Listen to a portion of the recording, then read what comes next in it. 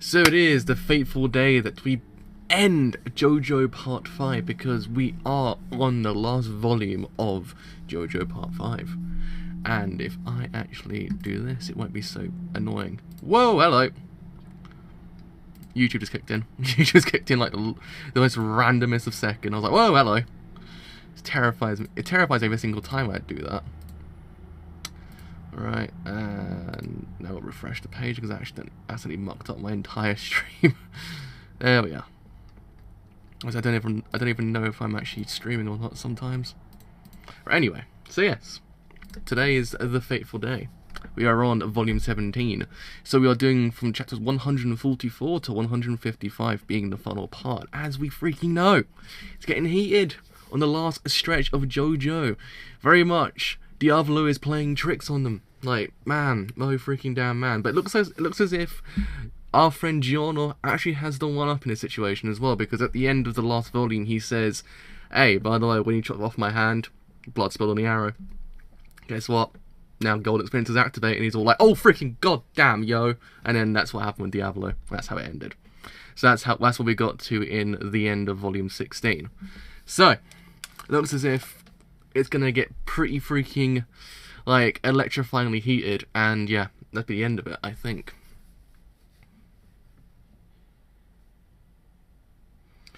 What was going on? My brain had a moment going, wait, what? It's already over? Oh man. Oh man. Oh man, oh man, oh man. So, I'm excited. Though I'm also sad because I actually really like this manga so much. I think JoJo Part 5 is like my Expendables 2. I just love it so dearly, just for the sole reason of what it actually really is towards Part 4. Like, it's just so much fun. I just love it for that reason. Hello! Yeah, that's the reason. I like it as much as I like Expendables 2. It's just, it has that kind of a... yeah, Expendables 2. I keep forgetting. Keep thinking of different series of films, but yeah, Expendables 2. If you ever see that film, you know what I mean. No, we just started literally 2 minutes ago, actually. So yeah, so you have just entered the stream. So, oh boy, okay, it's gonna be sad to see this go because I love my Italian crew. My Italian crew is my favourite. Huh, that's actually kind of cool. I'll go and see the new art style actually, because I've already known these art styles plus the one in the anime, so I actually really haven't seen anything new. But damn, that OVA looks terrifying. I mean, Rohan looks fine. Just Rohan's the most fine one out of all of them. Okuyasu just like, what happened? Like, he's changed. Man, the man's seen some things. Man has seen some things. But yes, so let's start with Diavolo Merges Part 4. So, what did he do to me? These ants! He broke something behind his own head. What was that? What did he do? Diablo Merges Part 4. Behind? What did he do to Requiem? He was able to touch it? He broke Requiem? We can touch the arrow. The bugs crawling with the arrow are Giorno's life energy. Oh yeah. Yeah, I've got to do part 6, 7, and 8 now. But 6 and 7's fine because 6 and 7 are out, so I actually cover it a bit more often. So it's not a problem. This one was weekly, so I actually had to cover it on the time when it released. But at least the next one's actually out, so I actually can cover it maybe twice or 3 times, or we can get it over and done with a little bit quicker. But yeah, that's what happened. So part 5's the only one was probably like the missing link because I actually had to wait for it to come out. Part 6 and 7's fine. 8's also still coming out, so that's also the problem. So, Diablo Emerges Part 4. All good so far. Here we go now. We'll have to hurry. We have to make it to the arrow. Shoot the arrow, don't let him get it, miss. Way ahead of you. Yeah, it kind of feels nice because this manga deserved it. Like the manga got too much flack. That's why I've seen so far on the internet. Like they give it too much flack. It's actually really freaking good. Hopefully, like now, hopefully now they actually can give it like some kind of new lease of life that everyone will start to actually appreciate it a little bit more, just because of the new translations. It's really kind of cray when you think about it. Nah, Joji and still going, I think. I think they've only done like three volumes of it on JJBA's website. It's kind of crazy that King Crimson's there the whole entire time. It's like, man, the guy is terrifying. Gotcha. King Crimson may be able to perfectly forecast the paths of my bullets, but at this distance, it's all he can do to protect himself. Using the remaining bullets to knock the arrow back to me pistols. Oh, yeah, back to the arrow, back to me pistols. Me pistols? Me pistols? There's a comma there, so I actually don't know whether or not it's actually connected to the same sentence.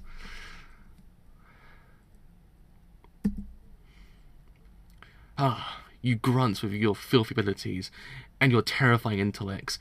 We will never be able to surpass King Crimson forecast, nor will we be able to circumvent them. No matter filthy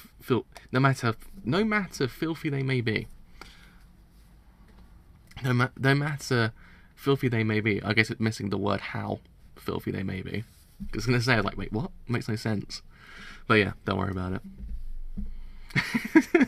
I feel like King Crimson needs to go and say, or Diablo needs to say right now, like, I would have got away with it too, weren't you meddling kids? Like, do the old Scooby-Doo thing. That line almost like evokes the whole Scooby-Doo thing. I don't know, I felt like that. So he already tossed him into the air. He even predicted the impacts of the bullets. It went to him. The arrow went back. But still, Borgelati, your team had me working up quite a cold sweat.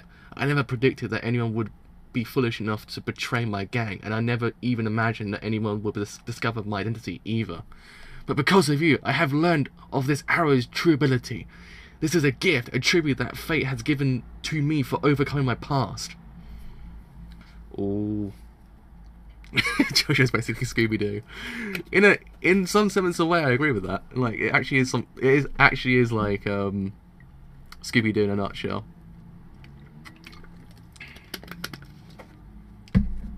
King Crimson's always angry. Like, even on his birthdays, he's always angry. Even when happiness happens. Oh man. It's like constant Linkin Park in the background. Like, he's living, breathing Linkin Park. That's what King Crimson is. Give me bullets, pistols. We told you, mister. The cartridges take time to load, not reload. It's too late. Oh, snap.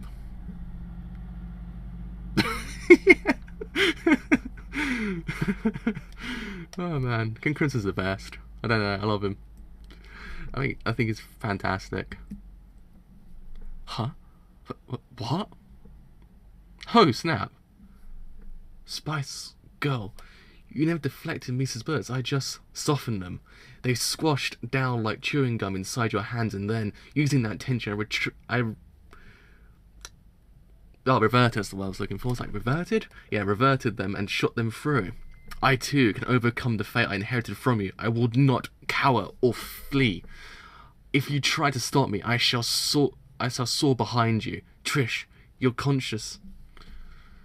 I like it. I like Spice Girl quite a bit, and Trish. I don't know. She slowly became like the best kind of character in the whole entire thing besides Giorno. Like, it's just one of those things that the characters slowly grow on you. That's what I quite like about this manga. Like, they start pretty freaking great, but as time goes on, you begin to actually kind of understand them even more, and it doesn't grow to something so fantastic. Trish has actually become that character. Like, it took quite a while, but I quite like it. It's kind of one of those organic growths that you kind of expect from manga this long. The arrow went flying. It's coming to me. Here it comes. Spice Girl, Trish. I'm closer. He can't beat me to it. Not even if I can't say that word now.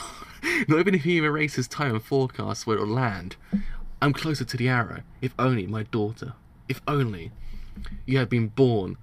Fear truly comes from the past. Oh, you had if you can't say the word now. You had never been born. Fear truly does come from the past.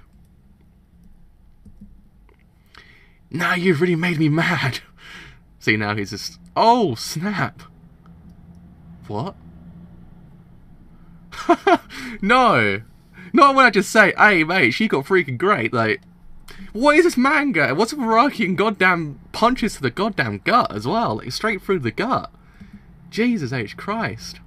It's a constant thing. Like, every single character at least has to get a punch in the gut. It's always a thing now. The Kakuin punch. Yeah. Don't remind me of that. I'm still reeling over that death. It's been like, it's been like a good 3 years. I still haven't got over Kakuin's, like, eventual downfall. My heart still aches for Kakuin's fate. You want to overcome? You'll get your wish then, Trish. Now you're soaring beyond your past and their heads. Trish! That's kind of a morbid pun. Jesus Christ. That's just... I don't know. But every single time a character's got good, they always die. I got to that point. Just never say, hey mate, by the way, their character got really freaking great, because something bad will happen to them. And it will happen to Trish.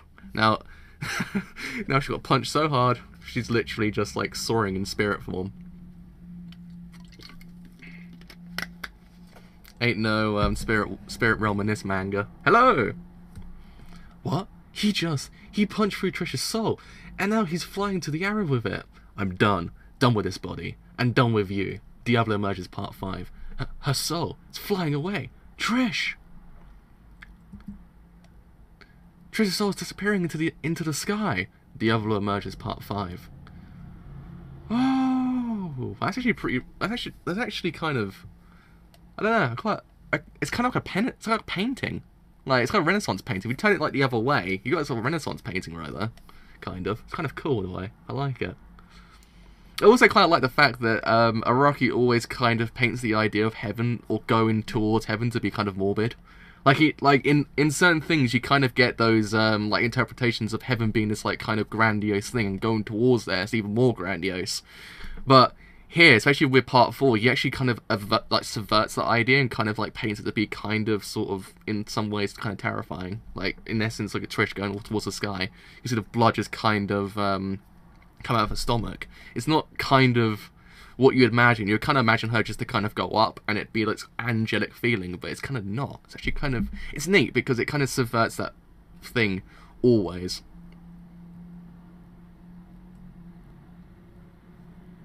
Yeah, it is very much. Look at King Crimson as well. There's a kind of just kind of realize that King Crimson very much it's like an Italian painting in a nutshell. Like it's kind of neat. Like I kind of want to get that and just put it on my wall.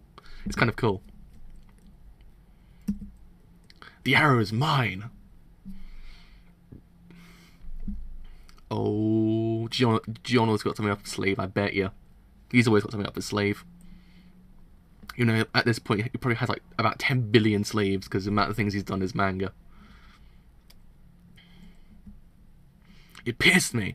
The power of this arrow, this gift from fate. Now take my King Crimson to the apex of the world. Well, the apex of the world is like, whew. I mean, what could he do more than what he's doing right now? I mean, could he erase the world? That's the only thing I can imagine he could probably go beyond. God damn. God damn. Did it pierce me? No, it didn't. What? Something's wrong. No, I never even grabbed it. I can see through King Crimson's hands and it's even splitting apart. Oh. Oh. What? Is this wind? Damn you! Your predictions, boss. Do they only show you the path of the arrow and the bullets? It seems you couldn't predict what I'll do. Oh, okay, alright. I like this. You bastard! You found it yourself. The way to destroy Requiem. Behind your head. No. There is something behind each one of our spirits. Looks like I just needed to break it. You didn't finish Requiem off because you wanted to take the arrow. But if I completely destroy this, that will extinguish the ability of the Berserk Stand Requiem, and all of our swap souls will... I'm exiting my body. Stop this, Bucciolati. Look at me. Who is the most deserving? Stop and think about this. Who is the king that is worthy of the arrow? Bucciolati, you. A weakling cannot master the arrow, Bucciolati. Everything will return back to normal.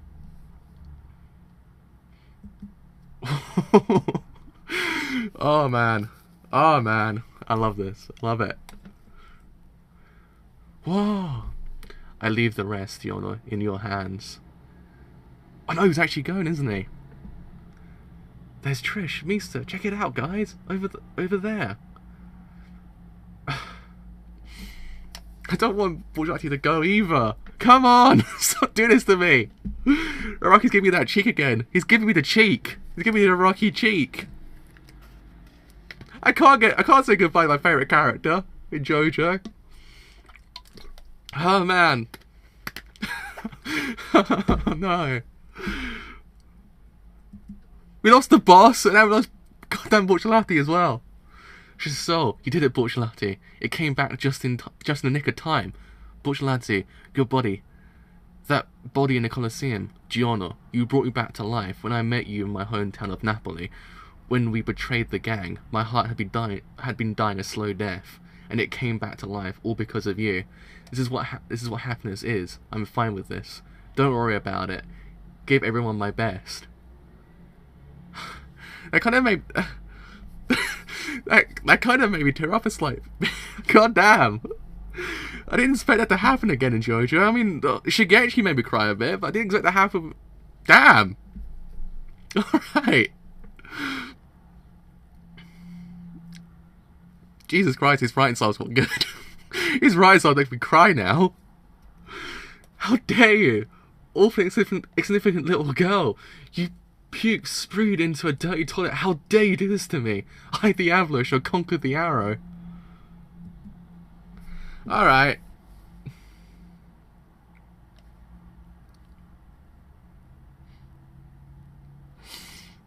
I don't want to say goodbye to him there yet. I mean, at least if all of the deaths in the whole entirety of JoJo when they go towards heaven, it's kind of the most angelic out of all of them. Like, it hasn't always kind of had that little bit of wow, freaking hell, it's a bit morbid. But at least he's gone now. Our boy's gone. Our other boy's gone now. He first lost Doppio, and now you've got goddamn lost Bucciolati. That's a pretty freaking phenomenal page as well. Oh, heck. Ah, he did it. I knew he would. Bucciolati, he's the man. It was a pretty close call, but that just saved Trish's life, and my body too. Heal me up. I'll bet Bucciolati is on his own way from the Colosseum right now. Come on. It's beautiful. It's beautiful. Buonissimo. That's just... Alright, I get you, Araki. I get you. I like it. I like it. I like it a lot. That's just... That's a panel to save. If I actually made it into wallpaper, that'd be pretty freaking great. We should just sit there next hour and just marvel at that one panel. It's an amazing goddamn panel. Again, it kind of goes back to the angelic side of the heaven. It's kind of it's very much like something you would find in the 16th chapel. Everyone pronounces the 16th chapel. It's actually the 16th chapel. It's really weird. I always wondered if everyone pronounces the 16th chapel. It's like the 16th chapel, something like that. It's a really weird word to pronounce. Don't worry about it, Giorno. King of Kings. Yeah, it does. You actually can see what it's called, Golden Wind. I can't believe we actually lost him as well. Out of every single part so far, this is probably the most deaths. I can't remember. Like Avdol Kakuin, it's Avdol Kakuin, Iggy, and did another person die in part 3? Or was it only 3 people? Is it 3 people in part 3 that died, and it was actually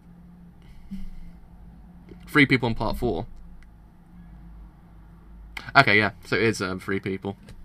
I was gonna say,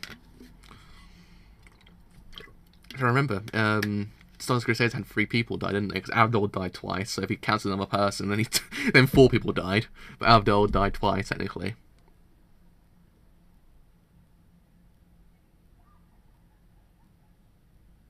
Oh, really? That's actually pretty. Yeah, the weather here is actually gone terrible as well, but it's actually not so. It's actually haven't got to the point that it's affecting anything else. It's the only good thing about it so far. But God, yeah, the weather is terrible. Technically, yeah. No, it's 3.5 if you count JoJo's half death. It's 3.5 in Stardust Crusaders. Don't worry about Giorno, King of Kings. Things are just going back to the way they should be. Just going back to normal. Wow, that's that's not even subtle. Not even subtle. I like it.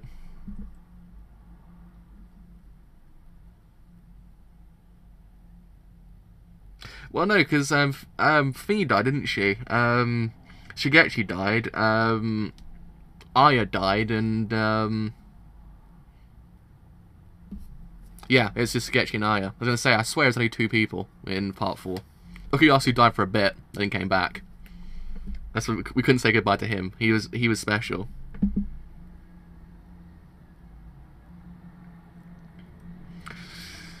Don't remind me about Kakugin's death, alright? I'm still getting over it. Jeez, it's been a couple of years, I'm still getting over it.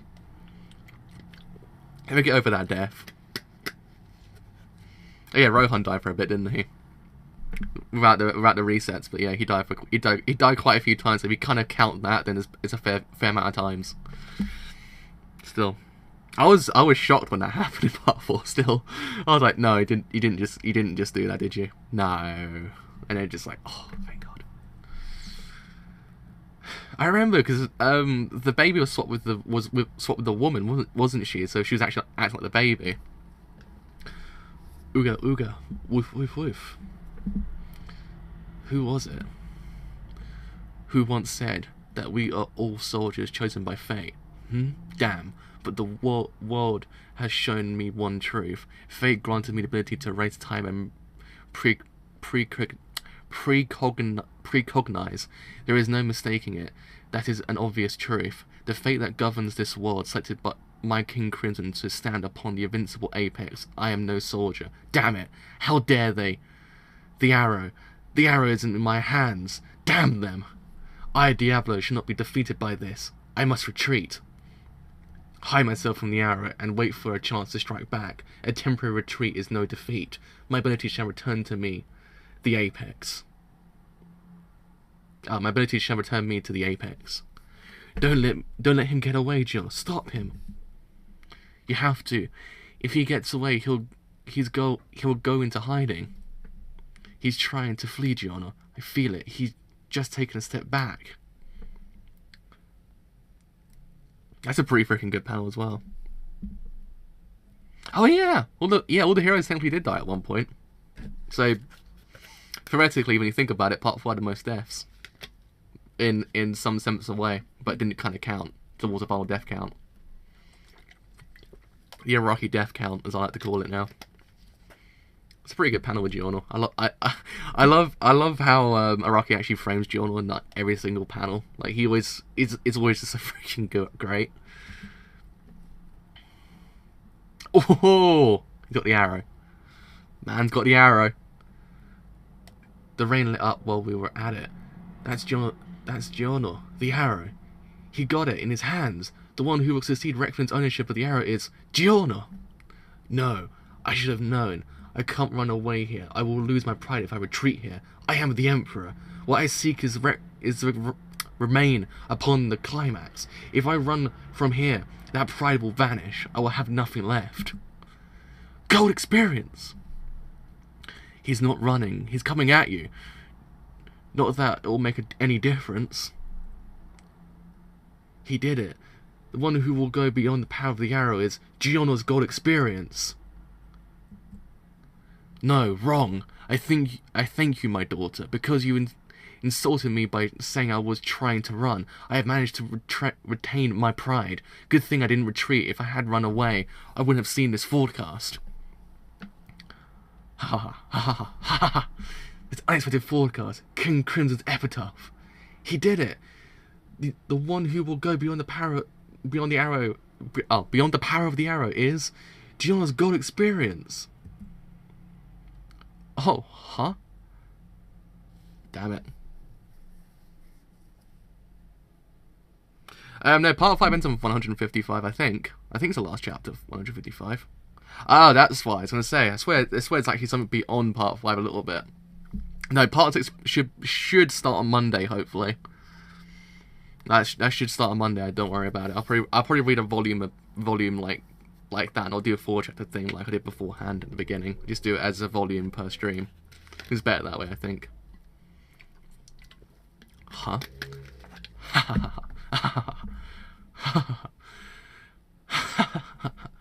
No, what? What a good thing I didn't run away. To be honest, my heart wasn't shrouded in despair. If my daughter hadn't insulted me, I wouldn't have had the will to press on. Thanks to her, I saw the forecast of the arrow falling to the ground.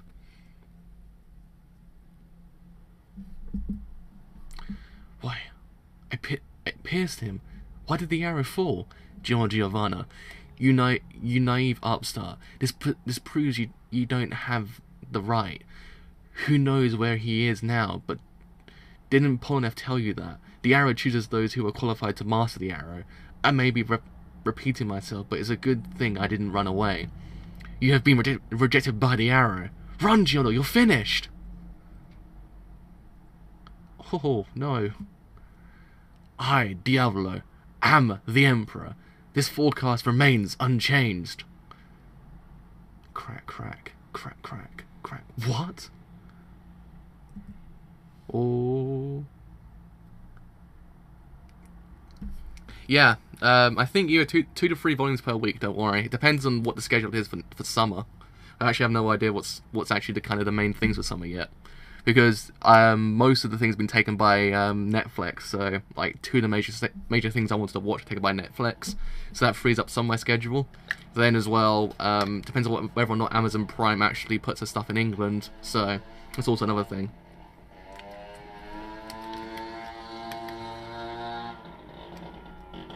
Alright, mate. Alright, mate. Come on.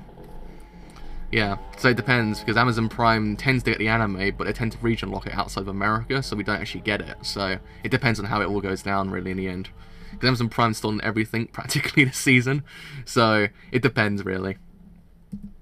But hopefully it'll be at 3 times a week, so I think it's 17 volumes, so that would be... yeah, a lot less than Part 5. God Experience Requiem Part 1. What?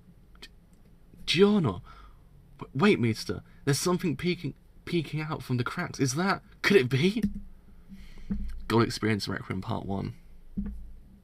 It's like the end of Persona 4 when you get the true ending, when you get Izanagi no Akami. Like, it's that kind of thing. Like, it's pretty freaking great. Like, when you evolve beyond the actual original stand, or Persona in this case. In the case of Persona, not the case of JoJo. It already freaking confusing just then. You know what I mean? That one. So yeah, it's kind of like that when it goes beyond at the end. What am I looking at? I smashed his head open. Shouldn't his brains be scattered across the ground? That thing inside, that's not his brain.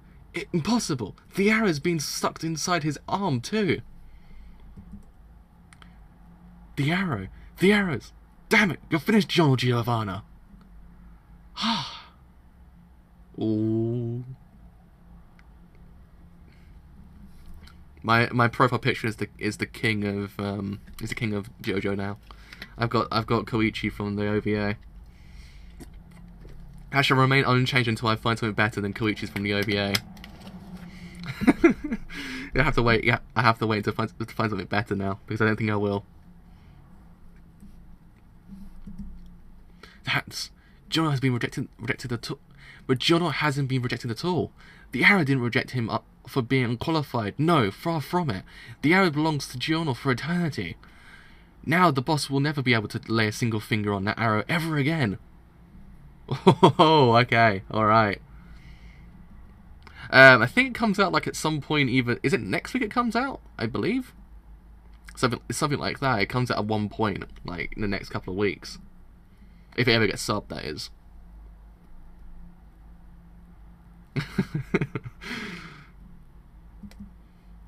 Wow. I love it. That's like the most swaggiest pose in the universe. Like, I don't think we get any more pinnacle swag than that. Just look at it. Just admire it. So he does look like he's like transitioned to Sonic the Hedgehog for a bit. Like at the back of the head looks like he's kind of going a little bit into Sonic the Hedgehog.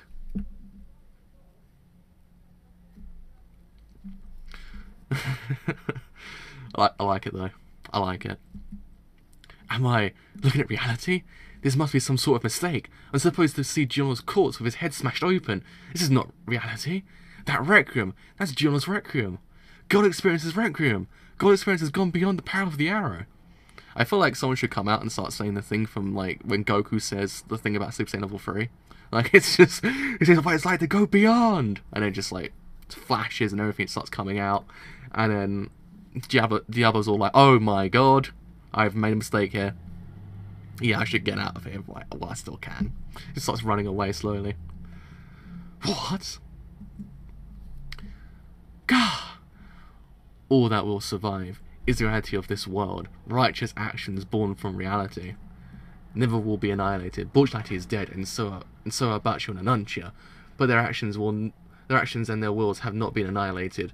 They are the ones who gave me this arrow. Now, are your actions born of reality, or are they born of superficial evil? We're about to find out. In the end, we'll be able to escape annihilation. Boss, what's going on?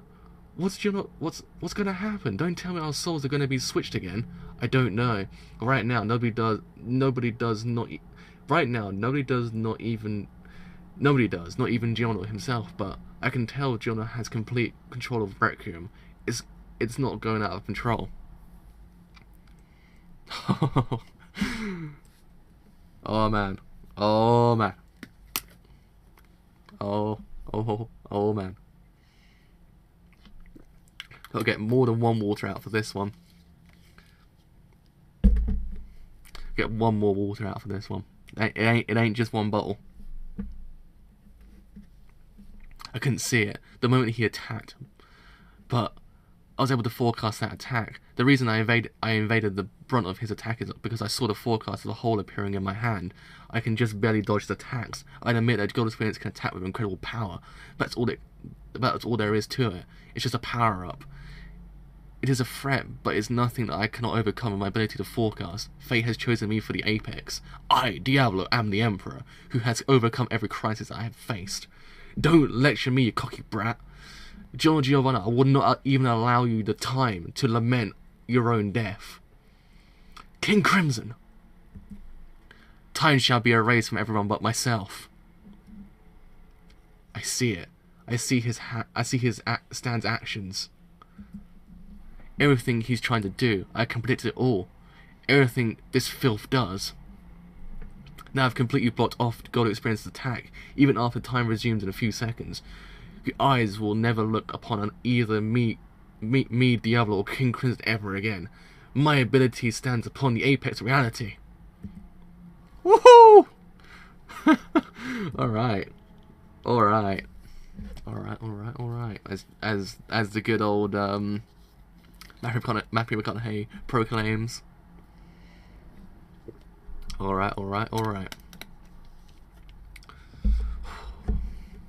God Experience Requiem Part 2. I did it. I won. I was a moment faster. My forecast shows me punching straight through his heart. The future has chosen the actions of my King Crimson. It's over. I guess Puzzle will come out and say, wrong. No, it's actually me. I won this. What? See.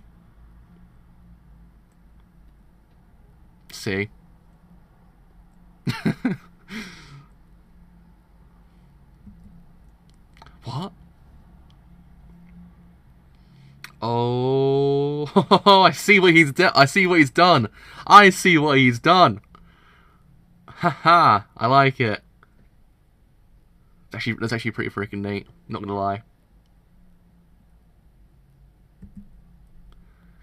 No, impossible. Is he actually sitting on gold experience right now? Like, is he actually sitting on gold experience? It looks like he's actually just, like, you know, just sitting down going, you know what? I don't have time for you right now, Diablo. I'm too good for this. It's literally, he's gonna kind of do that whole thing from, was it from X-Men when Magneto just lifts to the sky and just goes off like, screw you all, I'm getting out of here. That whole entire thing. Just sitting there. Just sitting there. The erased time is reversing. Is this Requiem? Car. Damn it!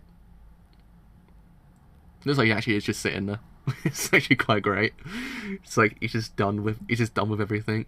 But the forecast has still chosen me. Diablo, take this, Giovanna. Swear.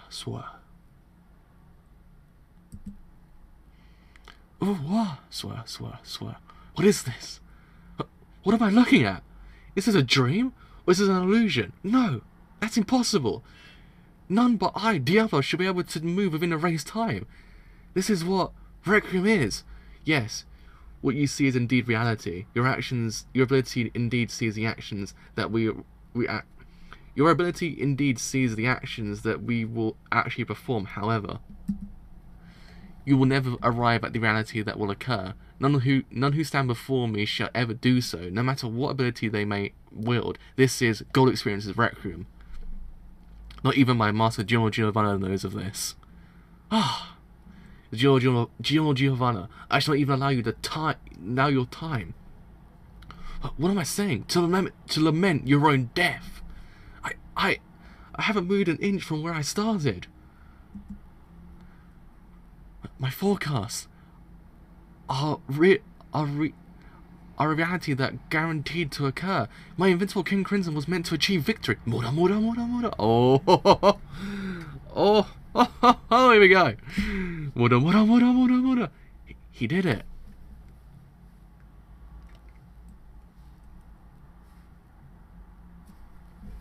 Man. So Gold Experiences, so you got King Crimson, who's like to go beyond, and you got basically Gold Experiences Requiem, which is like to go beyond. So I got to the point of, where else can we go? It gets to that point, like, I don't know, it's like the episode of SpongeBob when he actually hits into like purgatory, or like the point of which he just kind of...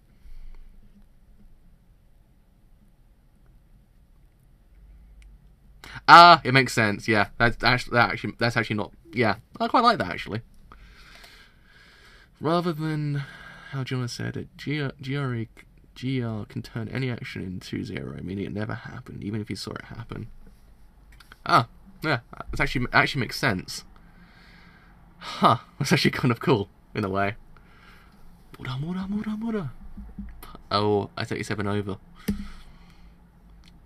Your experience Requiem Part 3. You will never go anywhere, especially not reality, ever. You goddamn kid! Gold Experience Requiem Part 3. Mura. You did it at last. Your God Experience evolved through the arrow. You didn't really see it or understand what it just did. But either way, the King Crimson was helpless against it. Oh, the boss's King Crimson was helpless against it. You finally defeated him. But wait a minute. Is he floating up anywhere? Well, where? Is he floating up? Where is he? Where's the corpse?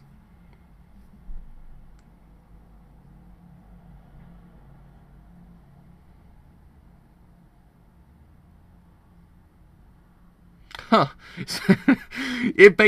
Yeah, it's kind of... There's a theory that King Crimson erases the cause, so GR erases the effect and leaves you in an endless loop of cause.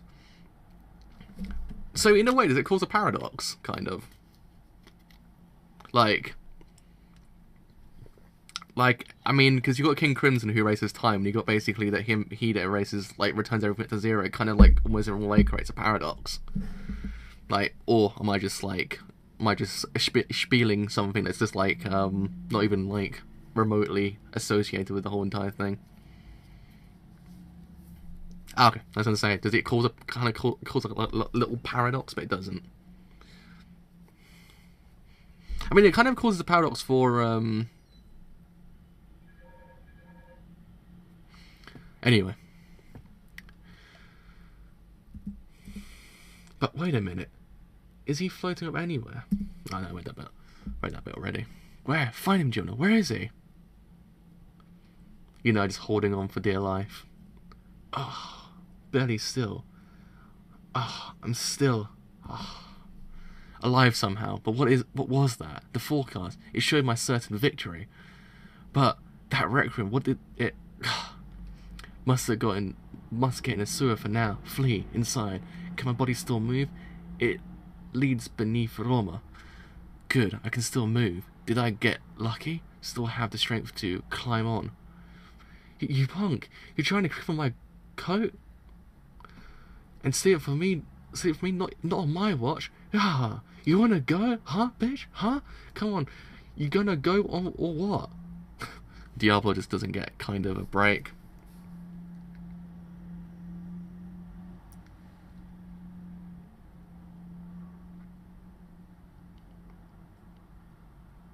Oh, really? No, it's kind of depressing. Oh, wrong bottle of water.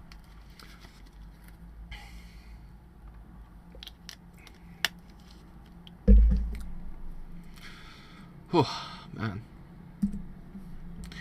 Don't fuck with me. Oh, I'll take you on, bring it. Well, huh? If you want my coat, then come and take it, you prick. Huh? Oh. Oh. What in the... Come on, bring it. This is... impossible. This can't be... I can't stand. Someone... Oh, won't anyone take my coat? This can't be happening. Not to me. It's like the same thing happened with Kira. Like, luck does not favour him in the end. It's pain, not here. I am Diablo. How can this scum? Oh, I'm blacking out. Ah, where am I? What? Where is this? Why am I sleeping on a bed? Did I pass out? I remember falling into a river and climbing into the sewer. The date is the 25th, 11:20 AM. Huh? File name 68, headed by myself, Dr. Monica Ultero. Adult male, estimated age 30 to 40 years, identity unknown. Judging by the condition of his skin, he is estimated to have died 48 to 58 hours ago. Now performing the legally mandated necropsy. That's how you say it. What do you think you're saying? Hey, woman! What is this place? Why am I here? According to the report, the body was found near the mouth of the river, but he has inhaled little water, so drowning is not believed to be the cause of death. Ah, can't move. Not my fingers. Not even my entire body. What is this? Yeah, that's actually that's actually true. That is actually really freaking ironic. That's actually really, it's like bitter irony. Also, the fact is it just me or is it everyone dying, like every single major bad guy in JoJo after part 4, like dying in like some really freaking ironic way? Because Kira died via an ambulance, like the thing that's meant to save him actually killed him, and then you had this thing with the the drugs. It's kind of like, wow. The irony. It's actually kind of like, wow. So for a second, you got to take a step back and realise that's actually brutal irony. You, woman, who are you? What are you doing? Why can't I be my body? And what is this pain? Cause of death has been determined to be a laceration extended to the liver. As there are no wounds from failed attempts, that eliminates the possibility of suicide. Now opening and inspecting the contents of the stomach to make sure. Whoa, alright. That's a healthy liver, very good colour. A dream? Was I having a dream? But it's not over yet. What is this place? What's going on? What is it? What is the time and where am I? This doesn't look like Roma. I remember falling into the Tiber River in Roma, and then that sensation, that pain beyond all imagination in the morgue, it felt too real to be a dream. Excuse me, you there? Are you feeling okay? What are you doing on the ground? Are you sick? What? What is this? Something's been strange this entire time. This can't be happening. Not like this. This is that God experience Requiem. Found him, Giorno. We have to find him, Giorno. We have to find him. I can still sense that he's alive. We can't rest easy until we're sure. No, we don't need to look. Everything is already over. Although I didn't get a clear look at Requiem's ability either, for some reason I know that in my heart he no longer has anywhere to go, especially not reality, never again. He will never even arrive at the reality of death infinitely.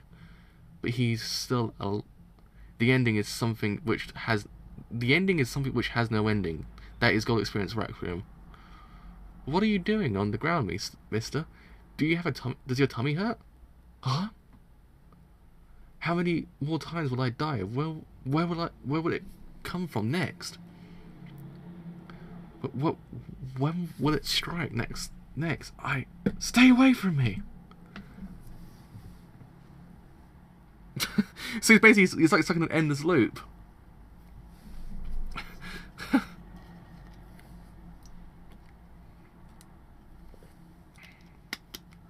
It's like kind of stuck in an endless loop and like dying. That's man. So, stand name, God experience Requiem, host Giovanna. Total force, none. Speed, none. Range, none. Permanence, none. Position, none. Growth, none. Ability. A stand power that manifests when a stand was pierced with the arrow. The strength of an attacker's will and actions will revert to 0.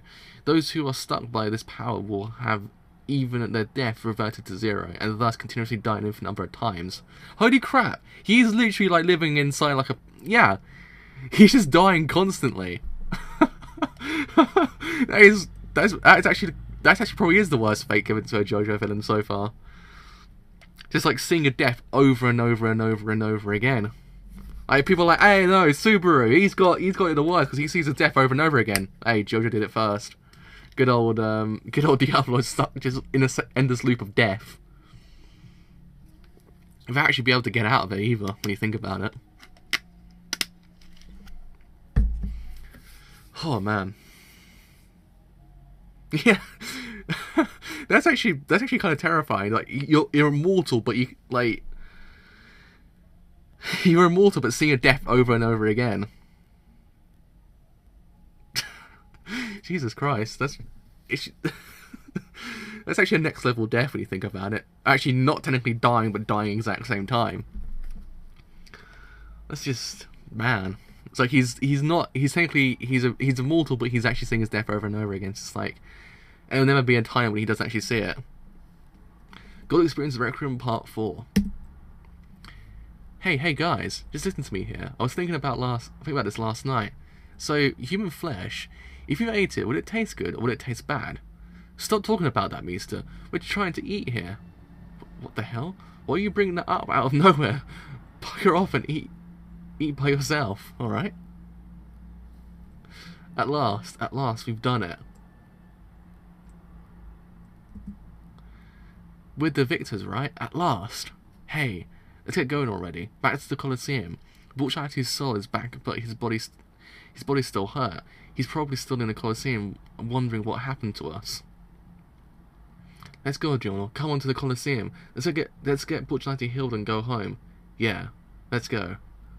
I'll be right there. Giorno, this is fine. Don't worry, Giorno. And Giorno. The fact that we made it here is complete victory. This is good. Everything will be fine. The fate is a sleeping slave. We have seen it. We have set it free. This is victory. All right, cutting the onions again. Jesus Christ. All right, cutting the onions, mate. Like, that's a pretty short chapter.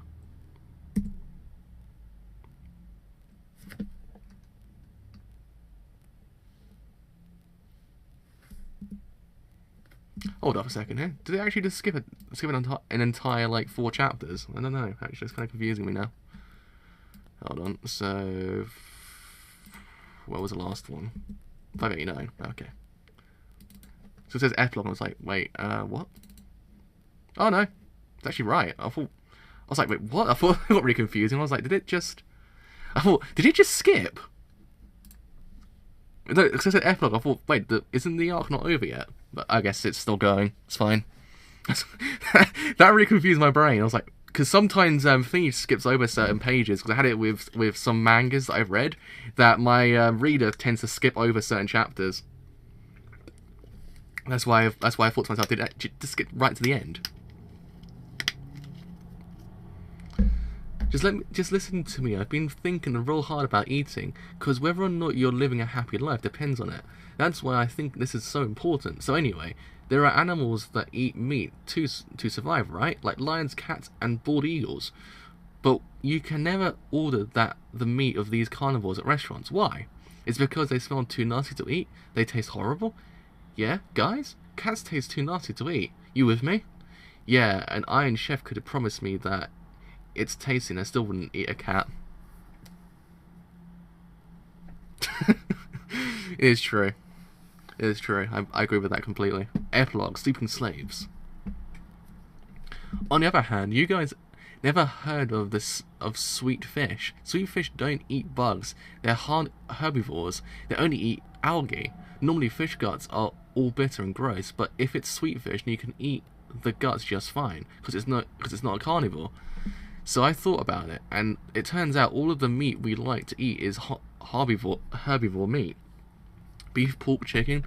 Give them good grass and they'll taste Jesus Christ, my throat is giving out. Give them good grass and they'll taste even better. Yeah, seeing Fugo back is just like kind of got me in the heart a little bit. Seeing Abacchio and Anchia back as well, that's just even worse. So the conclusion, humans eat meat so they taste gross. But what do you think of my idea? Those horror novels and stuff, all tell you how good human flesh tastes, but it's all made up. I see that, dude. That does sound convincing. I eat more veggies and fruits than meat, though. God, you might taste pretty good then, and aren't you? Don't encourage him. Oh, Porcellati. I took you a while. Where were you? We started eating without you. You remember lucky-eyed Luca? He's in charge of the airport. They found his corpse. He died an unnatural death. Let's investigate. Orders from Capo Polpo. That punk? I never liked him. He had it coming. He always picks on the weak and sells drugs to kids. I'm betting he just overdosed on his own goods and fried his brain. And aren't you, regardless of what you may think, you must never say such things out loud, nor not in our world. Will I be investigating? You're set to become a couple yourself. There's no need for you to spend your time on these matters. I'll do it myself. By the way, Fulgo. Oh right, I forgot. We have a guest. He's been waiting for you all morning. He's a civilian who runs a flower shop in Plaza Monte Santo. We ran a background check. He's a normal, honest man. But his only daughter passed away about half a year ago. Mr. Porcellati, first, as you can see, I have a bad leg. Although normally my wife would have come here with me, I must apologize for coming alone today. Do you pay your taxes? Pardon me? Do you do your duty to your country and pay your taxes as an honest citizen should? What do you mean? Of course I do. Although I do not know what you wish to speak to me about. There's no place for a civilian like you. If you're paying your taxes, then you should take your matters to the police or the court of law. The moment you begin speaking to me, you will owe a debt to the gang, and one greater than you can imagine. I have done what everyone in this country does. I work for my family, trust in the law, and raise my child well. My only daughter, she turned 17 last September. I don't mean to impose, but I would like to speak to you in private from this point on. I wish you to continue. If you wish to continue, then I regret to inform you that they place a great deal of trust in me, and vice versa. I can never bring myself to tell them to stop their meal and leave this building. This all started a few months ago. I heard from my wife that my daughter found a boyfriend. It seems that my daughters are reluctant to directly tell their fathers of such things. That boyfriend was a young up and coming sculptor. I thought that was fine, but what I didn't like was that despite being older than my daughter, that man never even tried to come over and introduce himself to us. And soon after, my daughter went to his apartment, clutched one of his sculptures in strangely shaped stone, and she fell into the courtyard. Forgive me for losing my control of my emotions, but why must I cry in such bitter tears? My daughter was my hope. She was young and shining with beauty. I would like you to avenge my daughter. Give that man his just deserts. Ooh, okay. Wait a moment. What you just said, was this a murder? Are you claiming this boyfriend pushed your daughter off the roof? If this is a murder in this city, then I should have heard of it by now. These are my life savings. I will give it all to you. The police declared it a suicide without proper investigation into that man. My daughter was not the kind of girl who would have ever wanted to kill herself. The lawyers only wasted my time and don't believe a word I said. There are things that only my family will understand. My wife and I can say with conviction that our daughter would never have committed suicide. And even if it were a suicide, what happened on the roof of his apartment that could have driven my daughter to such a thing? I beg of you, please settle matters for me. I want that man to taste the same tears of despair that I cry now. Life can be difficult at times. I'm sorry, but I can't do that. Do you think we're hitmen? Do you think we're hitmen who perform lynching over misguided grudges? The people of the city trust you. I want you to bring him to justice. Justice? Mr. Florist, you told me that you wished to speak in private. Wasn't that because you knew you were saying something that you shouldn't be saying? Huh? However, there are things that only a family will understand. Those words are not something that can be spoken lightly. I find it hard to believe your words have not moved a single heart in half a year. This boyfriend, we'll see what he knows. Huh? We'll only take part of your payment if we'll only take I can't speak now. Holy crap. We will only take your payment if that man is found guilty. Will that be acceptable? Oh, Mr. Borchelati, Mister. I'll just leave this matter to you, okay? Sure. Oh. It's there. The ball's there.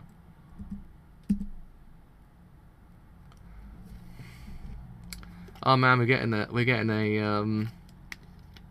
like a little thing about yeah, it tends to happen when I read. I get tongue-tied quite easily. I don't know why. It's always a thing. That's why whenever I read out loud, I tend to kind of mark up a lot. It's because I get tongue-tied. It's just a thing that happens with me quite a bit. I get used to it after a while. It kind of leaves me for a bit and just comes back randomly. Like, whoa, okay, all right. Thanks for that. But yeah. So, Bruno Bucciolati, age 20. So, date of birth, September 27th, 1980. Blood type A, height 178 centimeters. History. He was born in the fishing village without much wealth and was drawn into a drug-related incident. He committed murder to protect his father's life, thus entering this world. The basis of Bucciolati's personality is the kindness that he inherited from his father. His father's wholehearted love for his family formed the foundation of Bucciolati's personality. Even after he entered the world of gangsters, people still admired Bucciolati's personality and put their faith in him. However, as fate would have it, that kind of became his weakness. So, favorite music. It's Arhata and Pitcher's Brew by Miles Davis. So favorite song is Il Postino. Favorite food, spaghetti alla botarga. Oven-baked porcini mushrooms with scallops. Least favorite food, beans and apples. Ah man, apples my favorite. But what's this stone? Sleeping Slaves Part 2. Please kill me, huh? Sleeping Slaves Part 2. Hey, did anyone say anything? What did you say just now? Did any of you say anything to me? Didn't you hear him, Bucciolati? Said he's leaving the case of Flores to you. Come on already. Bucciolati has to investigate Leaky-Eyed Luca, so we'll drop you off on the way. He's already at the parking lot. No, that's not what I meant.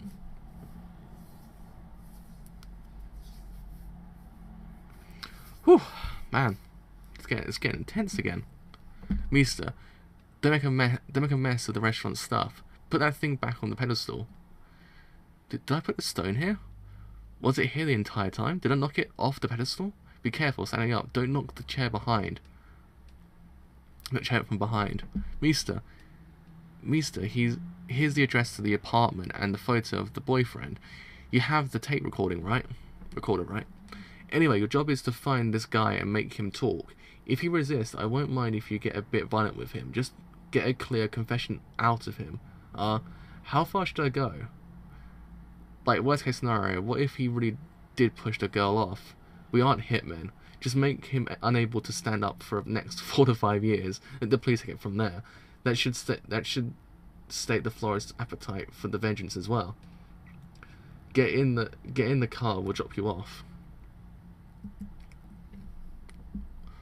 Oh, hey, where are you going? Get in the car. We're leaving. Right, but more to the right. There, perfect. Mister, are you getting in the car or are you taking the piss instead? No, I'll be right there, okay? It's just, well, I've been feeling a bit weird this whole time. Been hearing things. Something's wrong? No, nothing big. It's just I've got something the florist said on my mind. So about his daughter, he did say that she was clutching a stone when she jumped from the roof into the courtyard, right? It's kind of slipped my mind, but did he ever say what kind of stone this stone was? Stone? Like its shape? How big was it? He was a sculptor, yeah. This boyfriend of hers, he said it had a strange shape. A strange shape? So, what shape was it exactly? See you later, fam. Have a nice rest of the day.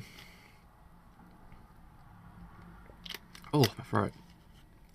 I thought my throat go a bit dry after that point. All the florist said was that it was strangely shaped. What are you getting at, mister? Well, was... Oh, the stone's everywhere now. Fugo, hey, look! There it is again! Over there! You guys! Have you seen that thing before? You've seen that thing before too, right? Hey, wait up, Fugo. Stop the car. What's wrong? Well, you're asking me why? Come the fuck on. You saw it too, didn't you? Just like the one in the restaurant. Just stop the car for what? What's the same as in the restaurant? No, it's fine. Forget it. I thought it looked similar though. I was just seeing things, that's all. It was nothing. Are you okay? How much wine did you have? Are you sure you can do this job on your own? Should I do it for you? Hey, I'm not drunk. Fine, sorry, I shouldn't have said anything really. Sorry for causing so much trouble. It's fine, just let me off here. The apartment that one over there, right? I'll walk the rest of the way. Oh, fine. Would you like me to go? Maybe someone should help Misa do this job, huh? No, I'll go with Misa. If Misa isn't drunk, just in case I remembered a rumor that lately stand users have been gathering in this city for some reason. For the investigation of Leaky-Eyed Luca, all you need to do is find the cause of death. Fugu. It seems you'll be doing it after all. Although I doubt either of these will amount to much. True. His room on the 7th floor, and the roof is above that. His name is Scott. I haven't had a name in ages to pronounce in Italian, but now I've got one.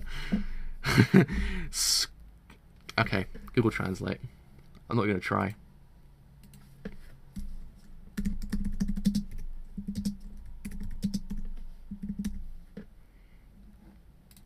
So it's SCO. Oh, damn it. SCOLIPPI, I think, isn't it? LPPI? Yeah.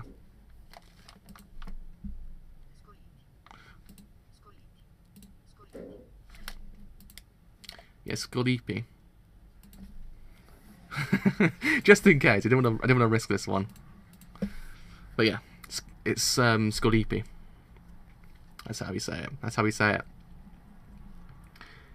Here's the courtyard, huh? So the florist's daughter fell from the roof and landed hit somewhere in here. Ding. I like it. He's a man. He's a man that shoots first and asks question later. Doesn't even hesitate. Just shoots straight away.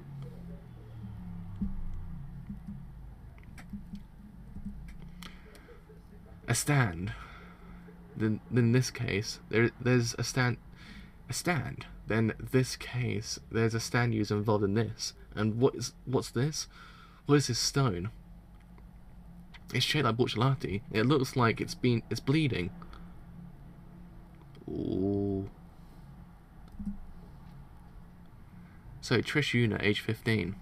So, stand name, Spice Girl. Date of birth, June 8th, 1985. Blood type A. Height, 163 centimeters. History. The true daughter of Diavolo, the boss. Before he became a stand user, and before he became the boss of the gang, not even he knew of her birth. Until now, she lived the life as an ordinary middle schooler, and her talent for her stand ability remained dormant. But as she approached the boss, her father, and she fled for her life, she was cornered, and Spice Girl emerged. Personality.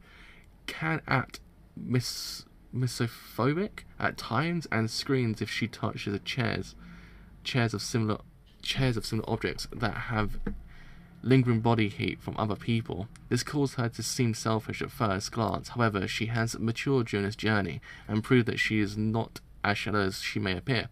So, favorite actors: Gwyneth Paltrow, Marcello Mastroianni. Oh. So phobia germs. Ah, makes sense. Misophobic.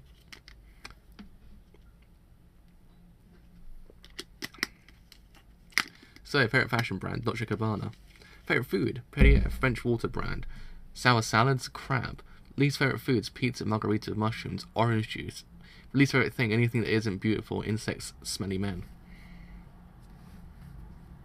Well, there you are. The more you know. Porchelati, this stone shape. You. Sleeping Slaves Part 3. What the hell are you?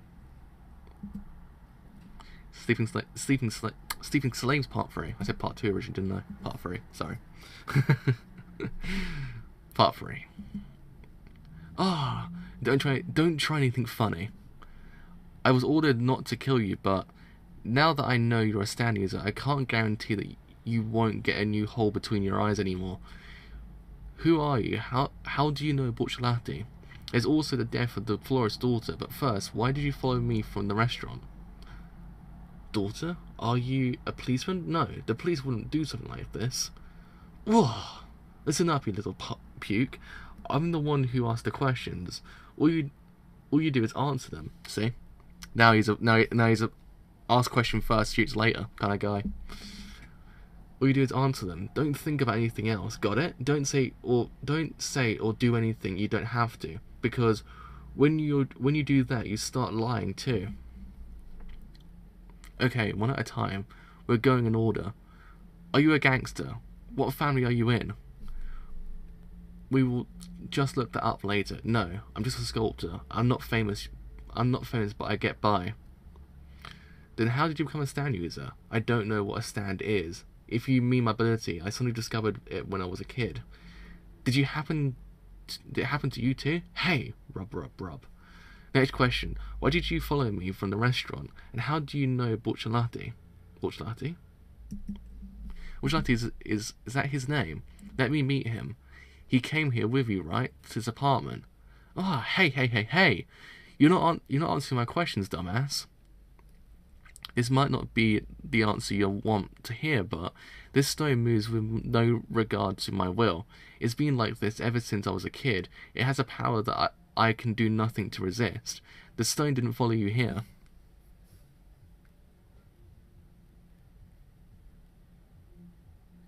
Huh. Really? It's actually interesting. Ah, you're right, yeah.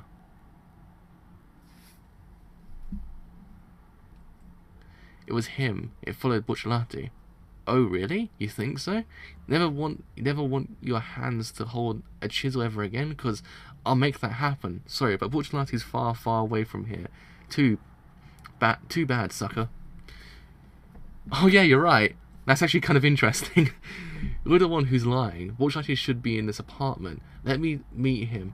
His life depends on it. Ah, don't play games with me. You killed the florist's daughter, didn't you? What are you trying to do? What the hell are you doing? I told you not to do anything funny. The stone is gone. Michelangelo, who shines upon the apex of history, once said, "When I sculpt marble, I have no ideas in my mind. The form of the stone shall be sculpted into has already been set." When I sculpt marble, I have no ideas in my mind. The form the stone shall be sculpted into has already been set. All my hands do is bring that form out from within the stone. What the hell are you going on about, jackass? If you don't get that stone back here right now, then you're dead. Michelangelo said that he didn't think about the ultimate form of the stone as he sculpted. Fate had already embedded it with the stone. He was an artist who could see fate as he sculpted. Oh, okay. That form of Bucciolati was not sculpted by me. And it was not sculpted by your bullets either. That is its fated form. The statue was bleeding from a hole in his chest, wasn't it? I didn't know whether it would take a few days or a few months, but that is how Bucciolati will die in the near future. And we are all slaves of fate. That is the meaning of my ability rolling stones. Hey! Here we go. Last warning, bring that stone back. If you die, then your stand goes with it too, you got that? If he touches my rolling stones, then he will be able to die without suffering. I wanted to meet him and ask him if he had any last words at the very least. But what's this guy's deal? This fucker's messing with me. How can he be this calm, goddammit? Fine, you wanna die, huh? You want me to paint these walls with your brains? Huh, bitch? Look at that. I left 3 shots inside. This is how you use fate. I know you're trying to do something to Bucciolati. Now bring that stone back. Time and probability are not on your side here. I told you, there is nothing I can do about it. Bring it back, you bastard. The old florist, he had a bad leg, didn't he? He may not know about it, but that is the first symptoms of disease affecting his internal organs. However, he should survive. When his daughter died, her organs were preserved in an organ bank. They will be transported into him. It started to a form that told her that she would suffer from the same disease a few months after her father, and the form of the stone also signaled her death. She understood and trusted it. Rather than dying in pain, she chose to die while she was still healthy for her father's sake. She accepted the stone and held it. The stone killed her without any suffering and without harming the cells of her organs either. Huh. You're asking for death, and I'm gonna give it to you. But what? It misfired me, so the gunpowder didn't go off. How? Number 5 was in charge of that bullet. I cannot die just yet because that stone hasn't sculpted my death. You think it's gonna misfire twice in a row, huh? Now you comprehend what the fated form is. You have lost all will to shoot me. Isn't that right? What in the hell? This freaking god damn it! What was he saying? Fucking thinks he can mess with me. Hello, are you there, Fugel? You gotta tell Bucciolati the sculptor was a stand user. He was saying all sorts of crap about Bucciolati, and I can't make any sense of it on my own. What do you mean, mister? You two haven't met up yet. If you're looking for Bucciolati, he left for the apartment a long time ago. He followed you in right after you got off the car. Hello, mister? Hello, mister? What did you say? Whew, okay. Wrong water again. Pick it up again. Man, okay. Alright, this is actually getting interesting. So, Gino Giovanni, age 15. Date of birth, April 16, 1985, blood type AB, height 172 centimeters. His father was Dio, who survived using Jonathan Joestar's body. His mother is Japanese. What Giorno desires most is hope. He has faith that he can reach any destination as long as he has hope. In his childhood, Giorno received almost no love from his mother and was actually abused by his stepfather. The humanity that an unknown gangster showed him when Giorno was away from breaking down became his justice and his hope. So, favourite music, Jeff Beck. Favourite story, Les Miserables. Favourite food, chocolate pudding octopus salad. Least favourite foods, poultry, especially duck meat. Hero, the unknown gangster he met as a child. Right, so Sleeping Slaves Part 4. Give me his number, I've got to find him. Tell me the number to Borchelati's phone. You're the one who's making no sense here, Meester. You're calling Borchelati's phone right now, and I told you he already went into the apartment. He just sit still and you should see him soon enough. Pant, pant, pant, pant. Move quick, Pistols. Find Borchelati. Sleeping Slaves Part 4. Hey, wake up, sculptor boy. How do I stop the stone? Wake the fuck up and answer me, you bastard. How do I stop the stone from getting to Borchelati? Please. Please tell me. All the stuff that you said, I don't know why, but it's starting to make sense now. But what should I do? Please. I need to stop Borchelati from touching that stone. I'll do anything, please tell me. Just accepting the stone instead of resisting it would be so much easier. However, if you could either destroy the stone, although nobody has ever done it before, if you could either destroy the stone or change its form, then perhaps. Found him, Meester. Number 1 is reporting in. He says he's on the 7th floor. Huh? He's going up the stairs of the apartment, the 7th floor where we were. He's trying to get to the 7th floor by stairway. What? Oh no! It's a stone. The stone is on the stairs too. The stone is right in front of Borchelati. Stop here, number 1. Tell Borchelati not to touch the stone. He can't, Meester. Number 1 at least saw him from far away. The bullets don't have enough power left to make it over there. Borchelati! Oh, my eye. It's going weird. Get itchy, my eye. Pistols. Made it. That was close. And it's getting carved too. Wow. Hey, doesn't it look like it's bleeding? At least it's changed a different form, but it looks like the hole in its chest is getting bigger. Pistols. Wonder what is happening here. Is this a stat? Is this a stat? I was climbing up the stairs because I heard gunshots. And a stone is shaped like. See your fingers. Don't attack it, Borchelati. You can't touch that thing. Meester, get downstairs, Borchelati. You can't touch that stone. Lay just one finger on that thing and you'll die. I'll explain the rest later. Wah! Get down now. Get out of this apartment and run as far away as you. I did it again. That's how it left the elevator. Ah, crap. We can't stay in the stairwell. We've got to find another way down. We can't take the stairs. The window is the best way out, always. Get up the stairs, Borchelati.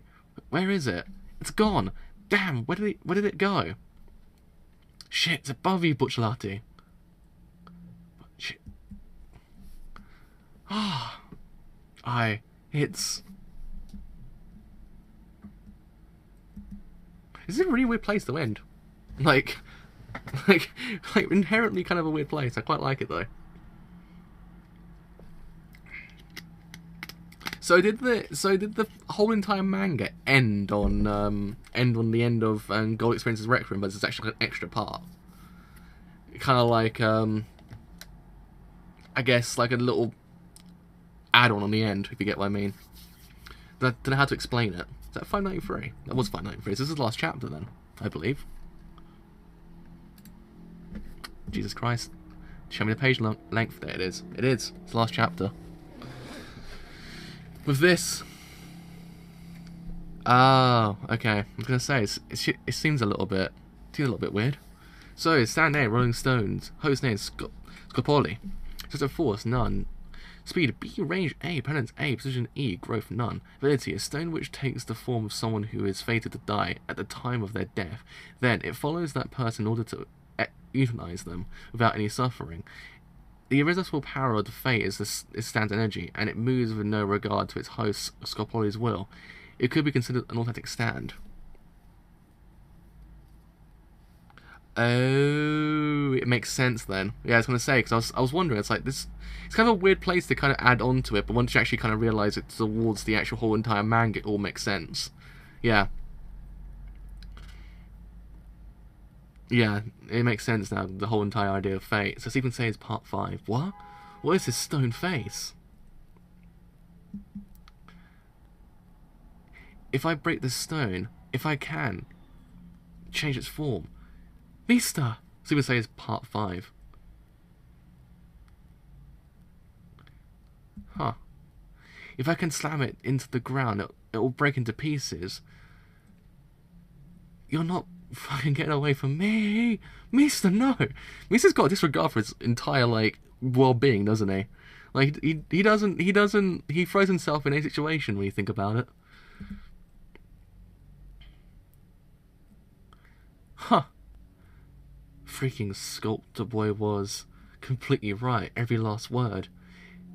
If the stone hasn't been sculpted into your form, then that means it's not your time to die yet, and it wasn't sculpted into my form, so I won't die even if I jump out.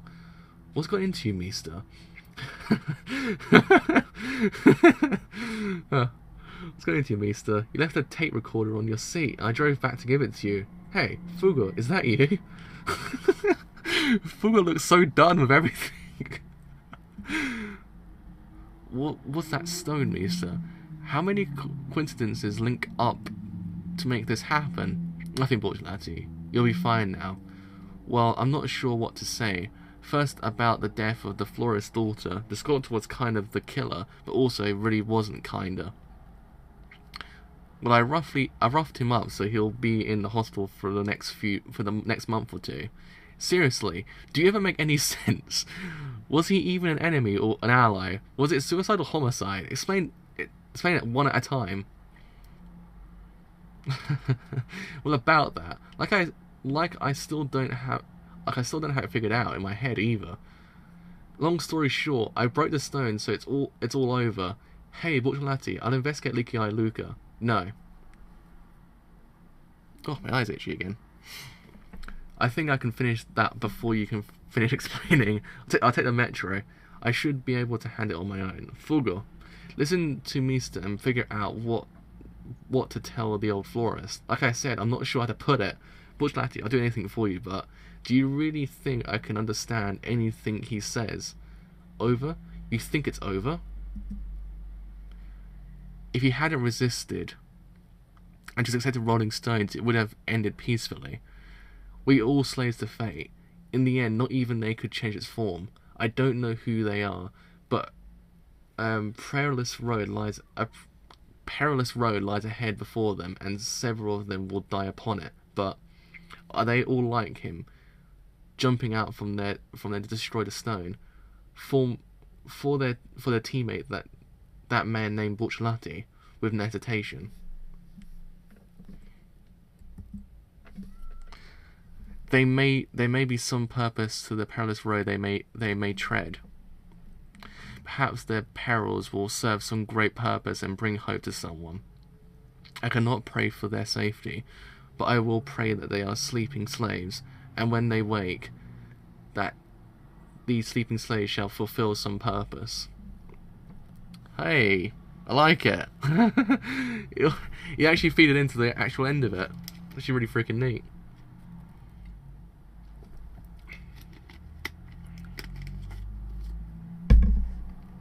Hey, get a move on. If you don't go, then who's gonna heal Borchelati, huh?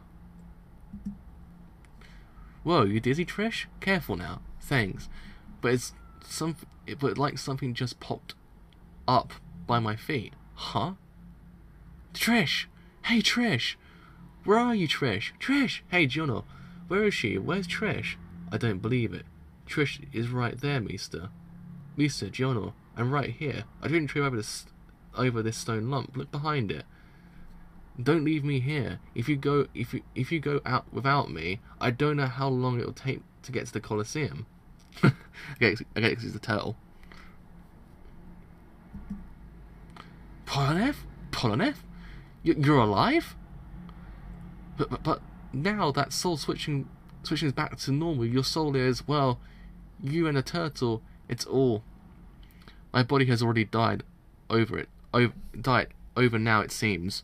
But this turtle stand is pretty impressive. I managed to cling on to its inside in the moment that my soul was sucked out. I cannot leave the turtle's key, but I've decided to live inside the turtle as a ghost for a while. It's forever a turtle. And Misa's face. I can't leave the turtle's key, but I've decided to live inside this turtle as a ghost for a while. But he's got a TV at least. He's got entertainment. That's the main thing. Well, I'm glad to see you're alive. It's not over just yet. We're going to heal Butchlati's wounds in the Colosseum. Butchlati? I'm certain I saw his soul rise. Sniff, sniff. Hey, what are you doing? Oh, sorry. I was wondering if you were right. Maybe I really do smell weird. So this is how I smell. Maybe I should use cologne. Really?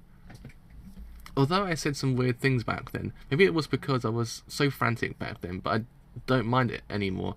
Yeah, it actually smells pretty comforting now. Really? You think so? Yes, but your fingers still look funny. That which we have inherited from the deepest... that which we have inherited from the departed must be taken onwards. I will not destroy this arrow. Put the arrow into the turtle. That will do, Giorno. That is the duty of the survivors. Now let's go to the Colosseum.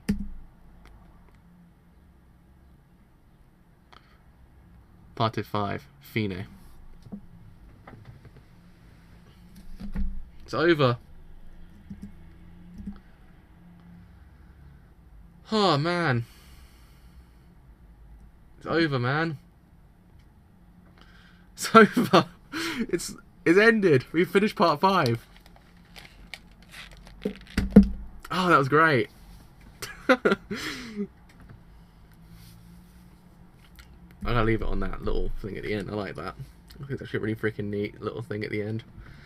Oh man. We reached the end of part 5.